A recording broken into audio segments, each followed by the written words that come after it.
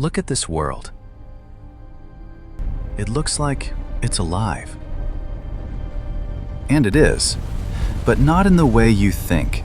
That glow you're seeing, that's not light reflecting off the surface. That is the surface. The entire planet is melting, right now, constantly, for billions of years. And buried underneath all of that fire, underneath that poison sky, is something that costs more than every economy on Earth combined. And you can never touch it. Scientists call it 55 Cancri AE, but its real name is Janssen. 40 light years away in the constellation Cancer, there is a star called Copernicus. It looks completely normal, just a quiet yellow-white light sitting in the dark. But something is orbiting that star, something that took scientists years to even find. Not because it was hiding far away, but because it was moving so fast they almost missed it. In 2004, a team of astronomers in Texas noticed something strange. The star was wobbling, not visibly, not in a way you could see, but the light coming from it was shifting, stretching and compressing, in a rhythm that doesn't happen by accident. Something was pulling on that star, something they couldn't see yet. So they started doing the math, and the math told them a planet was there. But then the planet started lying to them. Their first calculations said the orbit took 2.8 days. They published it. They moved on. They were wrong. What they had found was a ghost signal, a mathematical echo buried inside the data, pointing them in the wrong direction. It took 6 more years to figure out the truth. And when they did, the number they got back made no sense. The planet wasn't orbiting in days. It was orbiting in hours. 18 hours. Janssen orbits at just 1.5 million miles from its sun. Earth sits 93 million miles from ours. This planet isn't orbiting from a safe distance. It is practically grazing the surface of its star. And because of that, it can never look away. This is called tidal locking. You already know what this looks like, even if you don't know the term. Our moon does the same thing. The same face of the moon always points toward Earth. We have never seen the far side from the ground, not once in all of human history.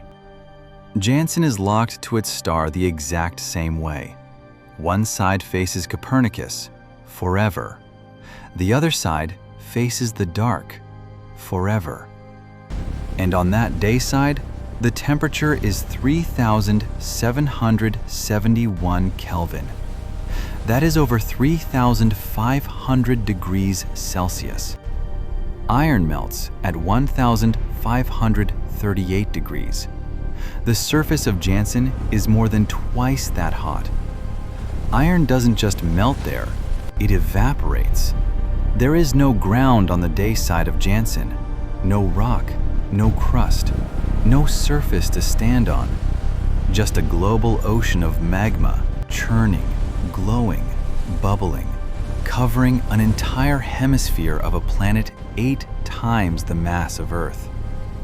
If you somehow made it there, you wouldn't land, you would sink, swallowed by a world that has never been solid and never will be. But here is where it gets strange. Flip to the other side of the planet, the night side. The temperature there drops to below 1,650 Kelvin. Still hot enough to melt gold, silver, copper, aluminum. But compared to the dayside inferno, it is almost calm. And that gap, that massive difference in temperature between two sides of the same world, creates something terrifying. Superheated gases expand off the day side and tear across the planet at hundreds of miles per hour. Chemical rivers in the atmosphere. Violent currents carrying vaporized rock and toxic compounds from one side to the other, constantly building, constantly being destroyed. A planetary engine that has been running at full power for billions of years. Jansen is not a dead rock. It is a machine. Now, in 2012, a proposal came out of the scientific community that stopped people cold.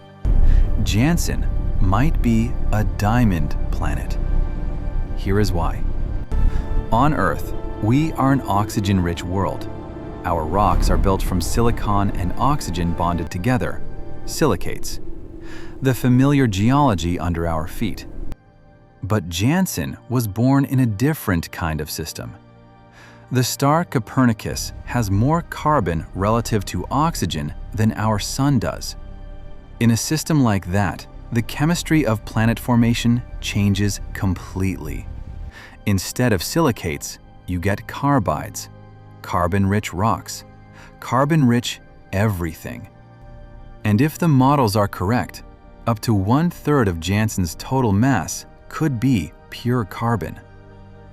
Now take that carbon, apply the crushing weight of 8 Earth masses pressing down on it, apply temperatures of thousands of degrees, and ask yourself, what happens to carbon under that kind of pressure? It becomes diamond. Not a thin seam of diamond like miners chase through kilometers of rock. A mantle. Thousands of miles of compressed, crystallized carbon, locked inside this planet, stretching deep into its core. The total wealth of every nation on Earth. Every stock market, every bank account, every piece of gold and precious stone ever pulled from the ground in all of human history, it would not buy a fraction of what this planet holds. But here is the part that should stay with you. You can never have it. The gravity alone would crush you before the heat ever got the chance. And below the gravity, below the crushing pressure, is an ocean of magma waiting to swallow whatever is left. Jansen is the greatest treasure in the observable universe, locked inside the most impenetrable vault ever built. And the vault is on fire. For a long time, we assumed Jansen had no atmosphere. The thinking made sense. A planet that close to its star, getting blasted by radiation and particle winds every second, shouldn't be able to hold on to any air at all. Whatever atmosphere it once had, we thought, was long gone, stripped away, scattered into space. What remained, some scientists suggested, was just a thin ghost of vaporized rock. Not really an atmosphere, more like a sky made of stone dust. Then, in May 2024, the James Webb Space Telescope looked at Jansen, and it threw everything out. The JWST analyzed the heat radiating off the planet at different wavelengths, and what it found was not a ghost of rock vapor. It found a real atmosphere. Thick, heavy, substantial, likely rich in carbon dioxide or carbon monoxide. This world breathes. But where does that breath come from? The magma ocean. As the global sea of lava churns under the heat of Copernicus, it releases gases. Those gases rise. They form the atmosphere. Then the star tears them away, and the lava makes more, over and over. A planet constantly bleeding its own interior into the sky, losing its atmosphere to a star that never sets, and replenishing it from an ocean of fire that never cools. And there is one more thing. Jansen blinks. Its brightness in infrared changes. The leading theory is large-scale volcanism. Eruptions so enormous they send clouds of ash and dust high into the atmosphere, temporarily blanketing the planet. Jansen doesn't just have volcanoes. Jansen may be defined by them. The planet is named after Zacharias Janssen, the man credited with inventing the telescope, because this world has pushed every telescope we have ever built to its absolute limit. and what it has taught us is uncomfortable. We think of Earth as the template, the normal one. But Janssen is a reminder that Earth is the exception. Out there, across hundreds of billions of star systems, worlds like this may be common. Our quiet planet, sitting at a safe distance with liquid water and breathable air, may be the rare one. Janssen is what the universe builds when it isn't being careful. And remember what is orbiting it right now in the dark. A world of diamonds under a sky of poison. A year that ends every 18 hours. A planet bleeding itself into space, one breath of lava at a time. It doesn't know we are watching. It doesn't care. It will still be there, burning, churning, spinning in its endless 18-hour loop, long after every telescope we have ever built has turned to dust. The universe does not only create life, it creates this, fire and crystal, beauty and destruction, spinning in the dark. If this video made you see the universe differently, subscribe to Crazy Space, because every star up there is hiding something, and we are not done.